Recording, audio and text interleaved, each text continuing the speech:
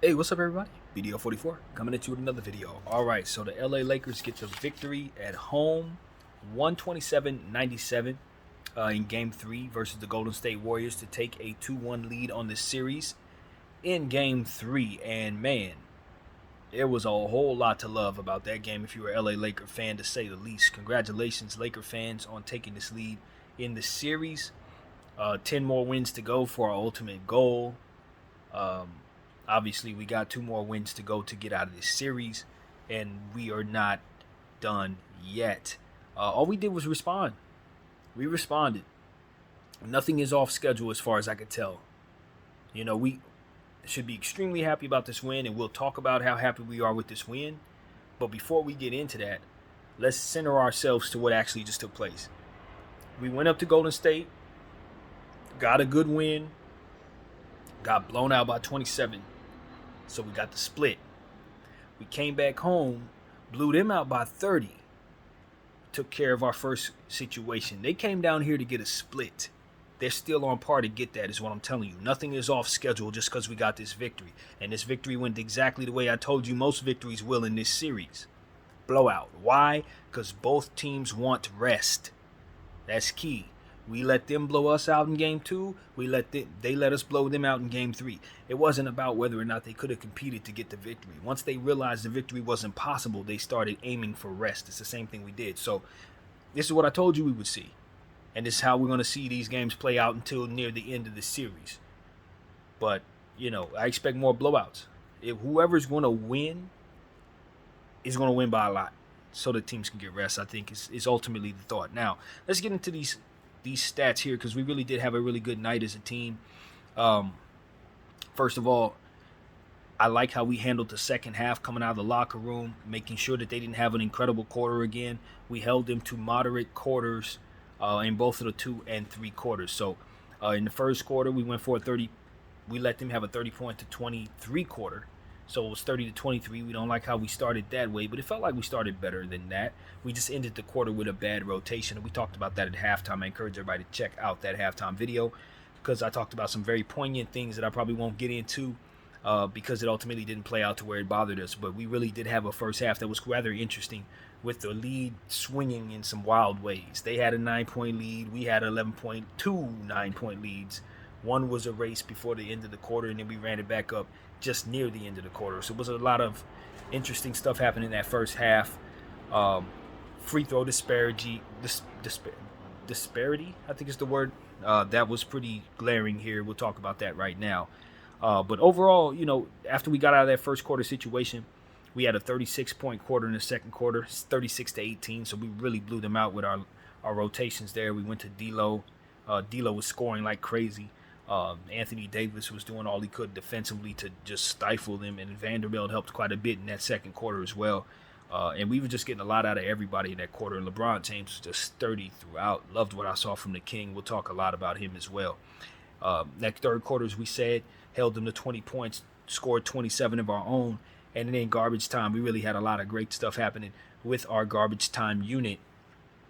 Scoring 41 points ultimately to their 29 to close the game. So you got to give a lot of credit to those garbage time guys, of whom I accused of being better than some of the dudes we use in regular rotation anyway. So to see them play well, that's what's supposed to happen. They're good. They're not supposed to be back there. That's the point. So let's get into some further numbers here. First of all, the largest lead of the game was 34 for the Lakers. The largest lead of the game was 11 for the Golden State Warriors. So that'll let you know right there how wild this game was. They fouled just one more time than we did, 22 to our 21, which is kind of funny looking at how the free throw went. The field goal situation was pretty good for us, man. 42 out of 80, 52% from the field. When we shoot like that, we don't lose at all. 15 out of 31 from the 3, 48% from behind the arc. We were lights all the way out. It was pitch black in there. They couldn't see nothing. That's how well we were shooting the ball. You got to look at the free throw percentage there, 75%, 28 to 37. Golden State fans are not going to like the fact that we were able to shoot 37 free throws in this game, but I'm sorry. It just is what it is. I can't really tell you that I'm certain how that played out just yet, but the numbers will continue to give us more understanding. Rebounds, 42 to 44, so we did ultimately come back and out-rebound them, which was important to me. They had 14 offensive boards to our 6, so we don't like how many second chance points they had there. But we did kill them on the defensive glass by 10, 28 they had, 38 we had. The assist category, we ended up out assisting them 27-26, which is a big deal because I pointed that out at the halftime. And in the last game, I just felt like there shouldn't be no reason they get more assists than us, given the fact that we go for higher percentage shots most of the time than they do. So we should automatically be able to convert more, just in general, in my humble opinion. Steals 10-5. We really played great defense tonight.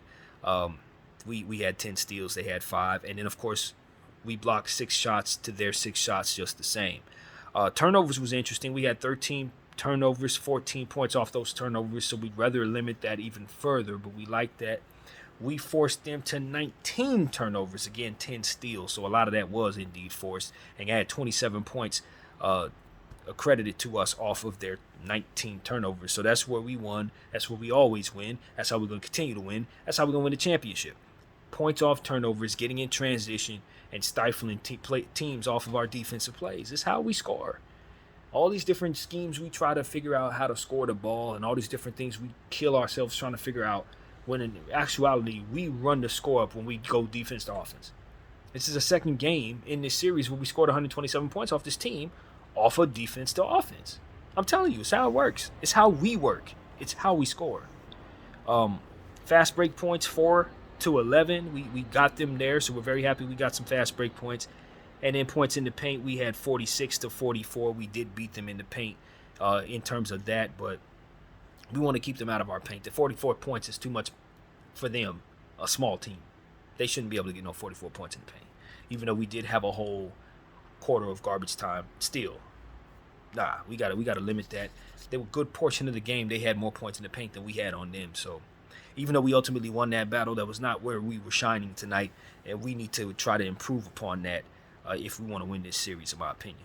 So that's where the numbers were for us, the Golden State Warriors. I'll run down their numbers as well before we get into individuals.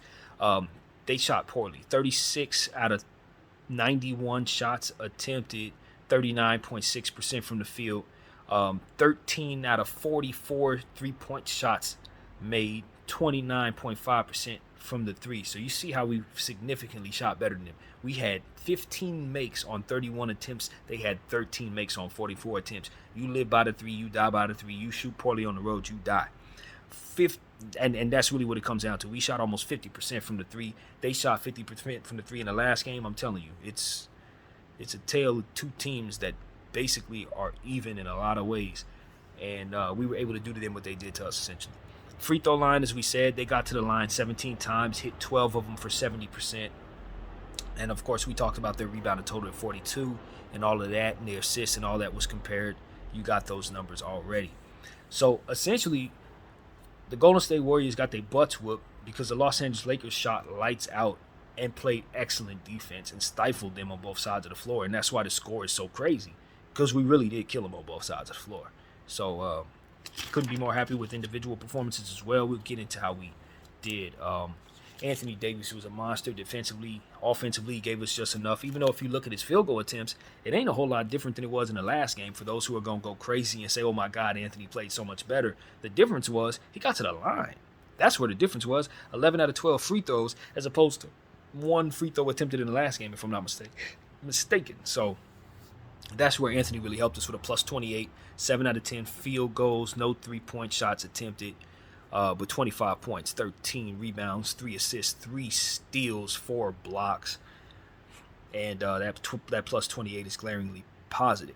LBJ played another fantastic game, second game in a row where he did not turn the ball over, which is just absolutely phenomenal to me, given how much struggle it's been for him to not turn the ball over since he's been a Laker, let alone this season. So 2 games in a row, no turnovers in the second round of the playoffs against a very good defense. Y'all need to understand what the heck LeBron's doing out there.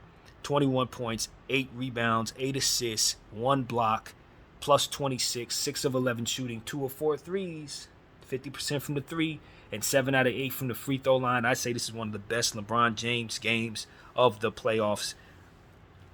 Honestly, just given the fact that we're asking him to only do but so much, and he's delivering in such a fantastic way, I think this may be one of his best playoff games ever. That's just me talking. 32 minutes, not turning the ball over, 50% from the three, 90% from the free throw line. Um, this is what I want from LeBron James. High on the assists, high on the rebounding. This is what I want to see from LeBron James. I don't care that he only scored 21 points. That's excellent for what we want him to be for our team. When you consider we had 1, 2, 3, 4, 5, 6 players in double figures with another guy who had 9 points. We just want Bron to be one of the guys, and we don't want him to take away from the team. And he did not at all take away from the team looking at these numbers, especially when he's shooting 50% from behind the arc and not turning the ball over. That's when the King is giving you his best. And as you can see, his plus minus is the best it's been in about 100 games because he's a plus 26, and he did those things that help us and did none of those things that hurt us. Thank you, King James, for the effort that we saw out there tonight, as well as for the efficiency on both sides of the floor. D'Lo, 29 minutes tonight. He had 21 points, 3 rebounds, 5 assists, 1 steal, 5 turnovers. We don't like that, but we love how efficient he was. 8 out of 13 from the field, 5 out of 8 from the 3. His three-point shooting was just phenomenal, especially in that first quarter. He's been getting out to good starts this series, and tonight was just the cream of the crop. Plus 14. You love what you saw from D'Angelo Russell. Could not even have gotten out to the start that we did or held them to what they were held to if not for his fantastic shooting in that first quarter and continued stability throughout the game. I couldn't be more pleased with him. Austin Reeves, I like how he closed the game out, even though the efficiency would tell you he shot bricks tonight. I think the reality was he shot bricks in the first half, and in the second half found his way and also did not contribute to any turnovers. 10 points, 2 rebounds, 2 assists, 2 steals, plus 31, which I believe is the best on the entire team, on a night where he missed 6 shots from the field and missed 3 threes and missed 2 free throws. So I'm telling you, when a guy is missing that much and still manages to have the best plus minus on the squad in a blowout, that tells you that he knows how to help his team in other areas that maybe just don't show up on the box score. And so that's what I see here with Austin Reeves on a cold shooting night. He happened to be the best. He was the best player according to these plus minus. So he just knows how to help his team. And in limited minutes, 30 minutes, you just appreciate that he found a way. Lonnie Walker, 24 minutes for Lonnie Walker. I want to applaud Darvin Ham for giving Lonnie Walker an opportunity. And as you can see in the efficiency here, it wasn't a mistake. 24 minutes, 12 points, 4 rebounds, 2 steals, 1 block, 1 turnover, a plus 10, 4 out of 6 from the field, 2 out of 4 from the 3, 2 out of 2 from the free throw line. That's the type of efficiency I was telling you we would see if we just give Lonnie a chance. All the times we've been playing other people, asking them to do certain things, giving too much credence to Lonnie's weaknesses, and not giving nearly enough respect to what he can provide in a positive way. And as you can see, when you incorporate him to what it is that we do, we're getting easy buckets, we're getting nice heavy lift threes. When you see a guy who can get off the floor as high as he can in a jump shot, you know he can give you 4 and 5 threes a night just off his leg strength alone. I just feel like he's fresh. He can provide easy buckets. And in a series where they ain't got a whole lot of athleticism on the other side, he can take advantage. And we saw him take advantage once we got him out of lineups that he should not have been in. With Dennis Schroeder on the floor and D'Lo on the floor. He should never be on the floor with those two guys, especially if you're going to remove rim protection. And we put Bron and Rui Hachimura down there as the bigs in that situation. It was absolutely the worst way to play. But once we got out of that situation, put Lonnie in lineups with players who could actually help rotate and keep rim protection down there with him, we were able to see what Lonnie could bring to the table every night when he's put in good rotational situations. Not having him down there in small ball lineups where his defense is glaringly bad. Not putting him in situations where he got to play as the 4-man or some weird crap like that. Just allowing him to be the scorer in a rotation that allows him to get out in transition and finish easy buckets off of blocks and things of that nature. He's going to be the first person down there with LeBron James as one of the fastest players on our team.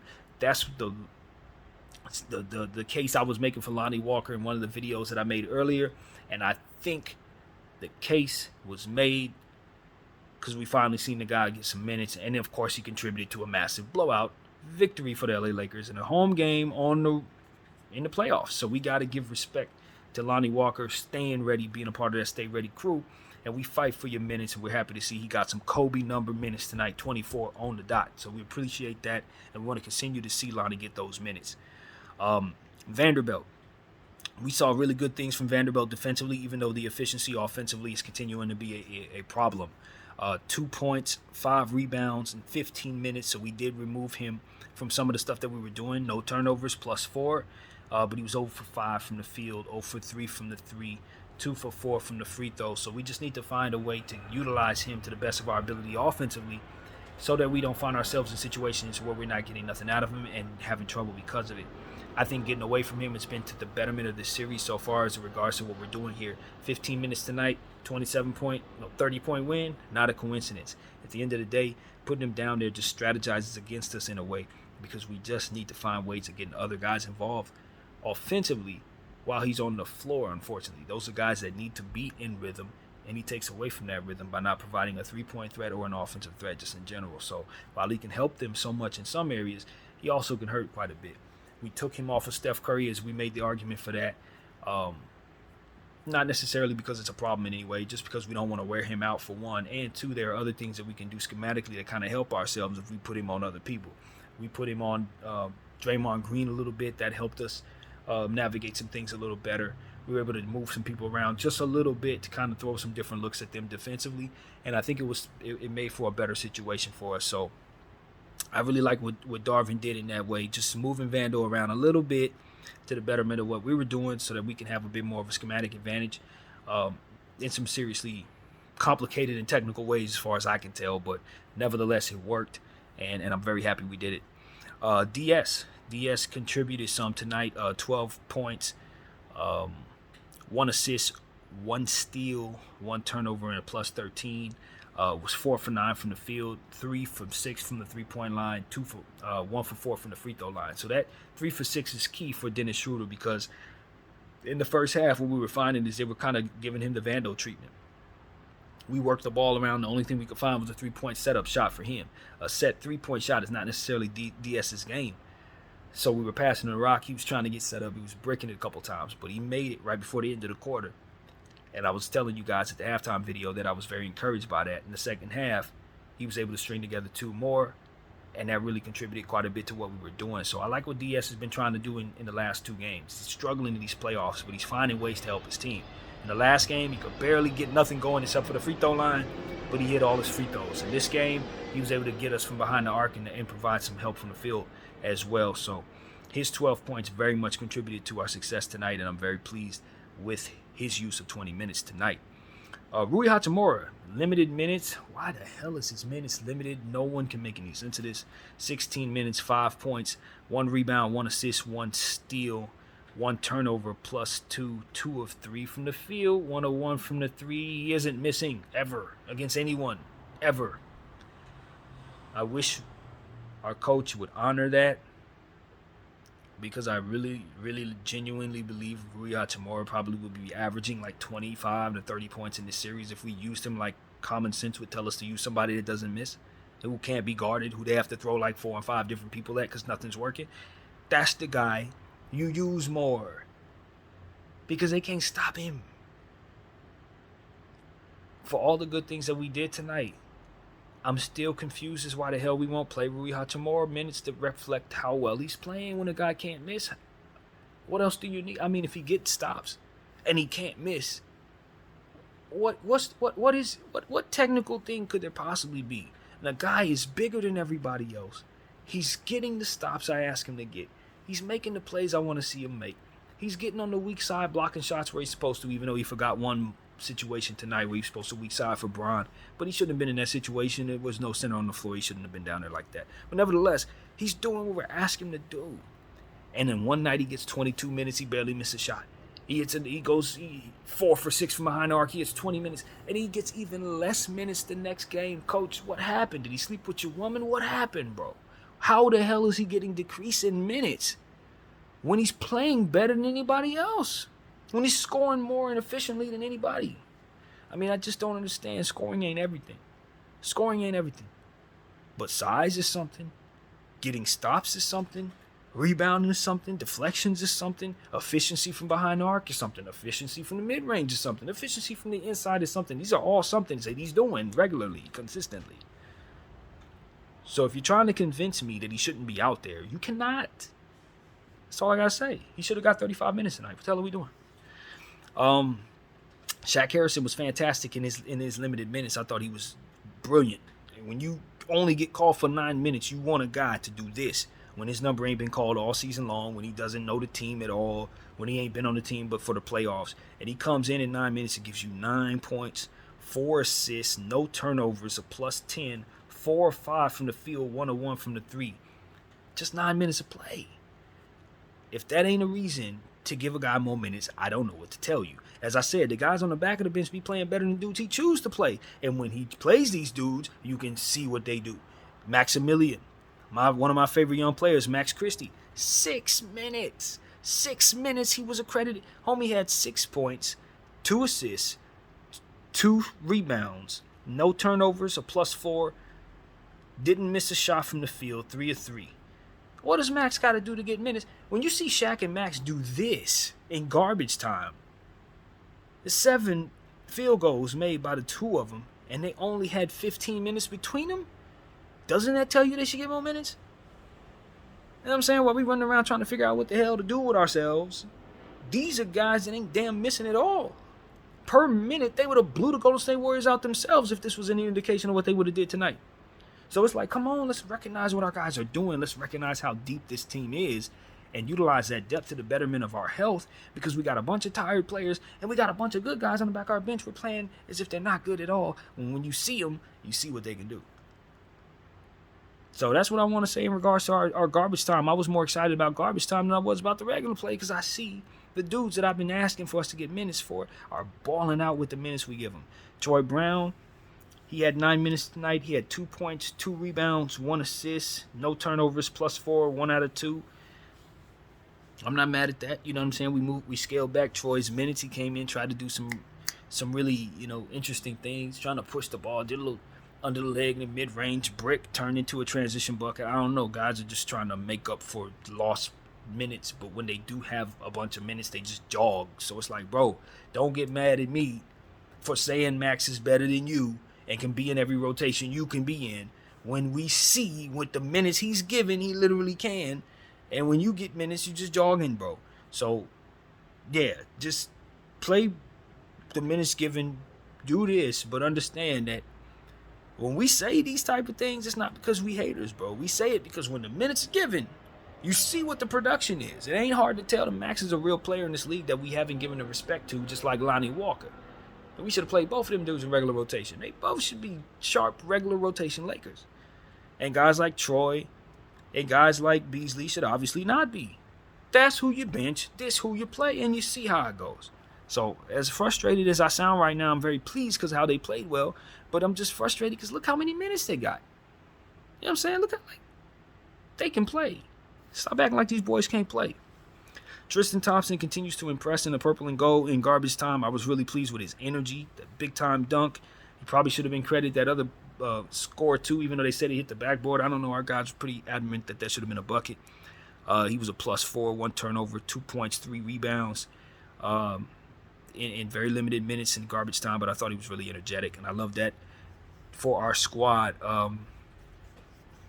I think that pretty much brings up everybody. Beasley played 6 minutes, got a board. Wenyen came in, got 5 minutes, picked up 2 fouls. That was it. The Golden State Warriors, I'm not going to lie to you guys. I get kind of lazy when it comes to the opponent's stats. It's very important that you write down the opponent's stats because it's very key to know what the other guy did, how well you did against him. It tells just as much about what you did, seeing what they did. So, I don't want people to think that I'm justifying in my laziness, but I just don't be writing down their stats as much as I write down ours. I don't care that much. I should, though. Bottom line, I should, though. But we got a 30-point win. Draymond Green was a -27 with 2 points, 2 rebounds, 4 assists, 1 block, 1 steal in 23 minutes. I like that he didn't get a triple-double or get big stats in any way. We got to keep him kind of hovering around this type of production. You know what I'm saying? If this is the production he's giving his team, we'll be fine. Jordan Poole was a -3 in 22 minutes, so they gave him back some of his minutes, but he didn't do nothing with him. 0 for 4 from the 3, 2 for 9 from the field, 5 points, 6 rebounds, 3 assists. They're going to trade that boy. I'm telling you right now, they're trading him. Dante DiVincenzo was a cold hand tonight for their team. 1 for 5 from the 3, 2 for 8 from the field, a -8, 5 points, 4 rebounds, 5 assists in 22 minutes.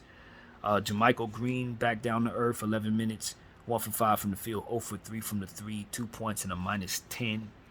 Andrew Wiggins had a pretty good game, actually. He was 16, 9, and 4. 6 out of 11 field goals, 2 out of 4 from the 3, a -16. So he was kind of the guy they probably should have gave the ball to a little more. He was really having it going. GP2 as well, a 4 for 7 from the field, 8 points, 3 rebounds, and a -15 for GP.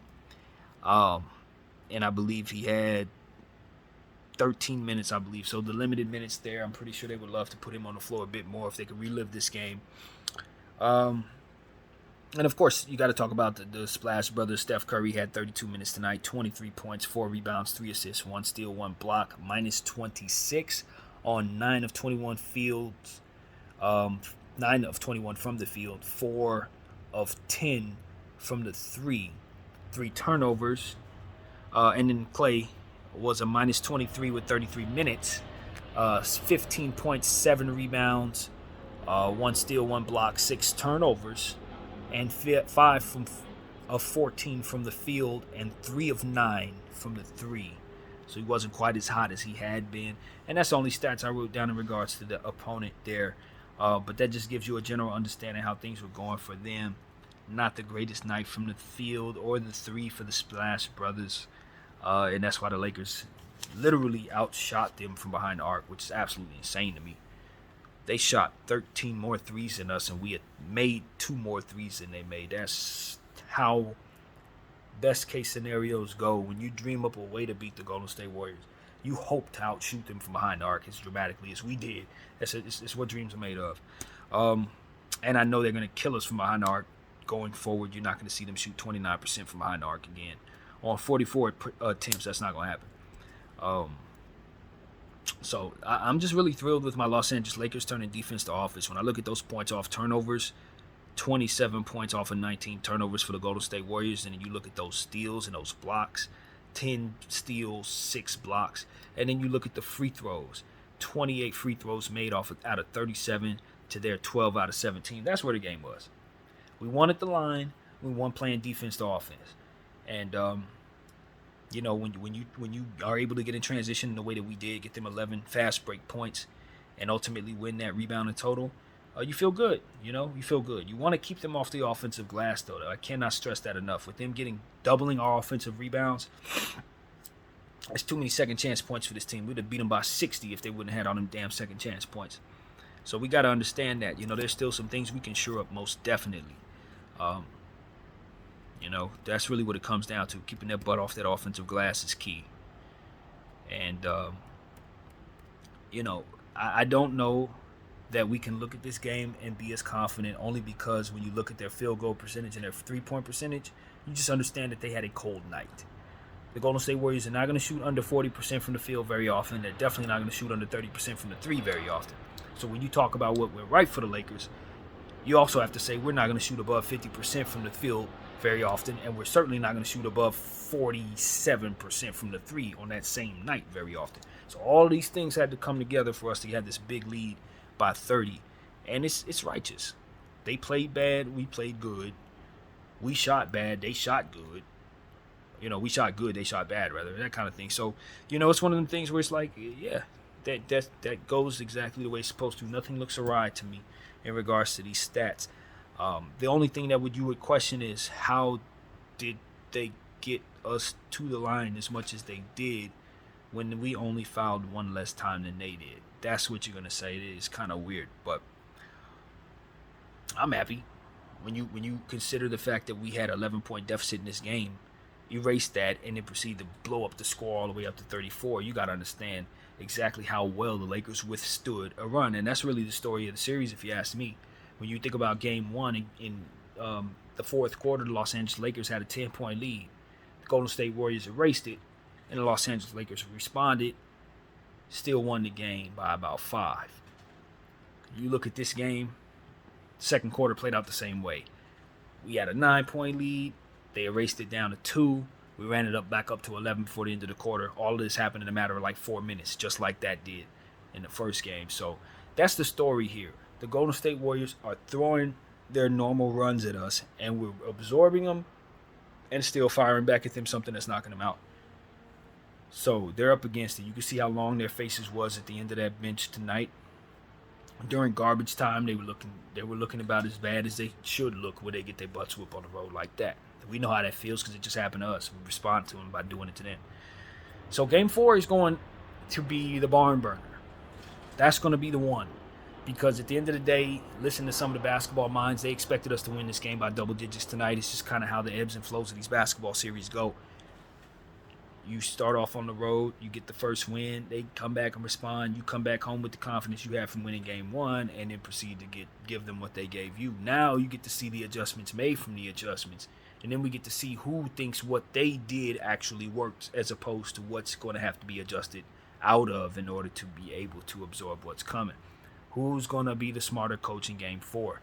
And if we happen to be the smarter of the two teams, we win the game, and then ultimately we're going to win the series. I don't think we blow a 3-1 lead to this Golden State Warrior team with the size disadvantages that ultimately they have down there against us.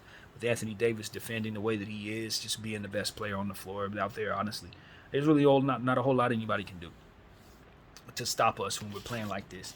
And you got to take into account Austin Reeves has been cold. You can't count on that staying that way. He's too smart of a player. He's going to figure out what you're doing, and we're seeing him starting to do that. When that three-point shot fell in the fourth quarter and it ripped the same way it used to rip before he fell into the slump, I think the slump is over for Austin. I'm telling y'all right now, we're going to see a much better Austin Reeves in the next several games. He's getting used to the punishment that they're dishing him. We've been able to keep his minutes fairly solid, and that's another thing. 2 games in a row where the Lakers, of course, as we've already said, because of the blowouts, we're able to keep our minutes down. But that's something to kind of key in on because we're very pleased about that. 2 games in a row. AD had 30 minutes, basically, and this is roundabout. We've already talked about the numbers as specifically, but D'Lo had 30 minutes, Reeves had 30 minutes, LBJ 30 minutes, AD 30 minutes. Lonnie was able to incorporate 30 minutes, which means other guys who normally play ain't getting as many minutes. Vando even less, DS even less, Rui even less, even though we don't like that. You know, so it's the garbage time in this series has bought us the rest that ultimately the schedule didn't afford us. Through 3 games, we should be fairly confident that we haven't overused our guys. So I'm as a Laker fan, I'm extremely excited.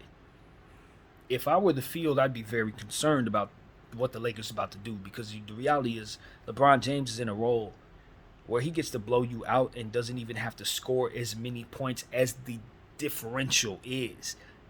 We beat you by 30. He only scored 21. So it's like, yo, he is coasting. I looked at him tonight. The defense was so focused on Anthony Davis. The defense was so focused on trying to stop D'Lo. And you start to realize LeBron James is just roaming around, picking his spots, getting to the lane, laying the ball up, using exertion, going over here, playing defense. It's like, yo, this man is able to utilize energy in ways that he probably always wanted to. But because his teams weren't very deep or were missing certain things, he had to always be on go and always be the focal point of all the defensive pressure. Now he's a guy that the defense almost is like, okay, well, we can leave him alone because he doesn't shoot the 3 very much. We can kind of leave him alone because he's not as fast as he used to be. They're leaving him alone, man. And because of it, he's able to attack, and he's able to take care of the basketball more because other people have the ball in their hands as opposed to him turning it over as much. But he's still getting his assist numbers, still rebounding the ball well. The efficiencies is come back and around from the 3-point arc, and he only attempted 4 threes, which I really think he should cap it off around 4. This is one of my favorite LeBron James of the playoffs.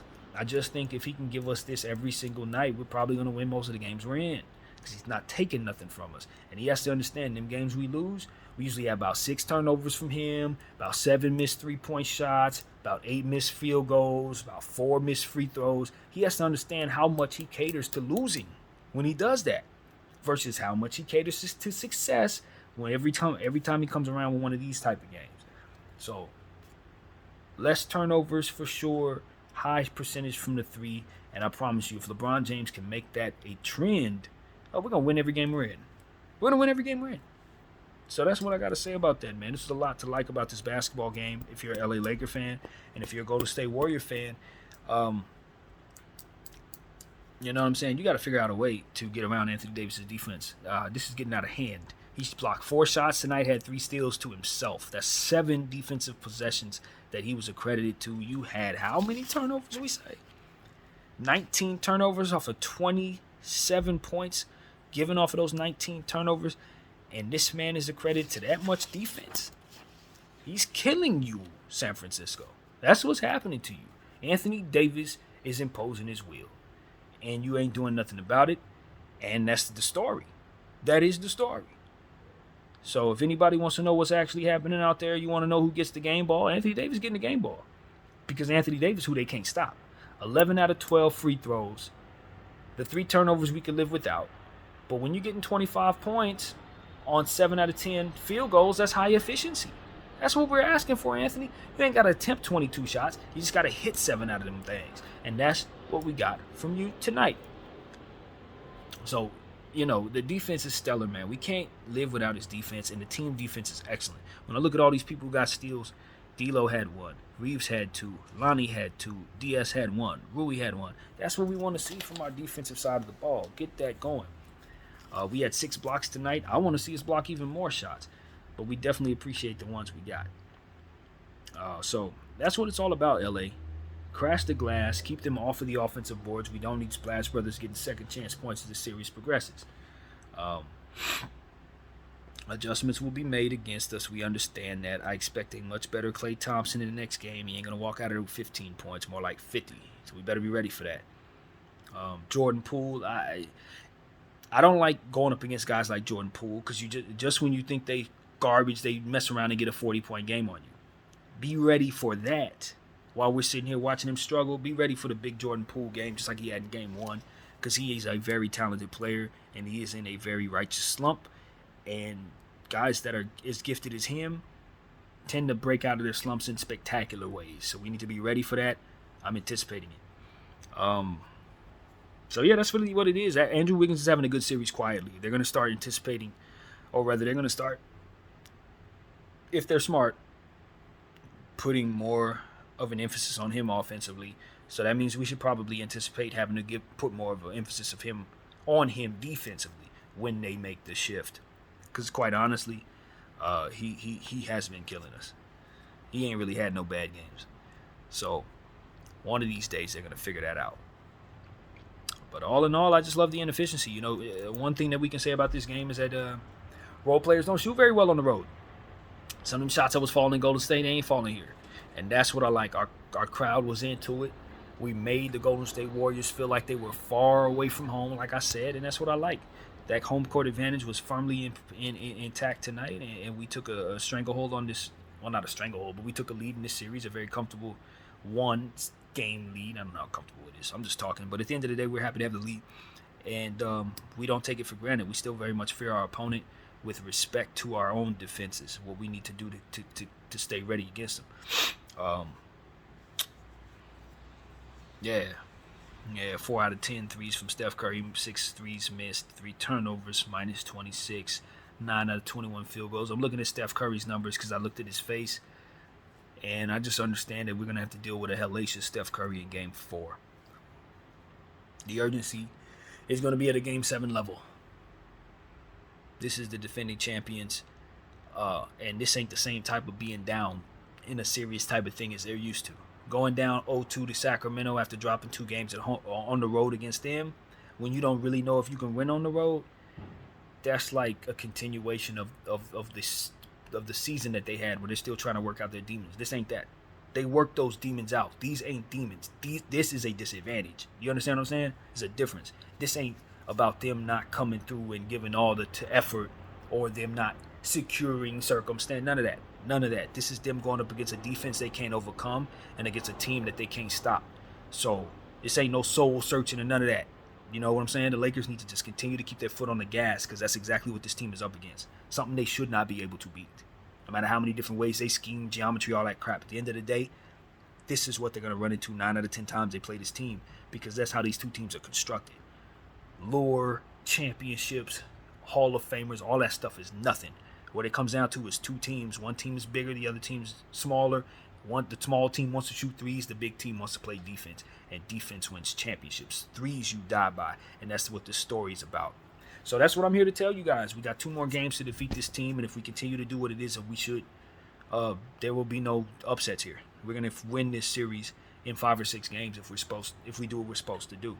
But game 4 is the pivotal game. If your effort isn't where it's supposed to be, if you're distracted by the referees or by Draymond Green trying to do dirty stuff like he did tonight to Anthony Davis, then we're going to lose the game, tie up the series, and give them the advantage. But if we get the stranglehold that we want, a 3-1 lead, and we take care of business at home like we're supposed to, ain't going to be no more Golden State Warrior championship defending, none of that. They out of here. And that's exactly what we deserve because we're the Lakers and we're better than them. Straight up, in every way, we're better than them. Except for 3-point shooting, even though we actually got them there tonight as well. So that's really what it is, man. We got respect for the opponent. Don't get it twisted. All that is good and all that. But if you look up at the rafters, at the end of the day, you're going to see Thompson up there. Your daddy is up there. We are that. We are your daddy, Golden State. Don't you ever forget it. BDL 44. I thank you all for watching. Out.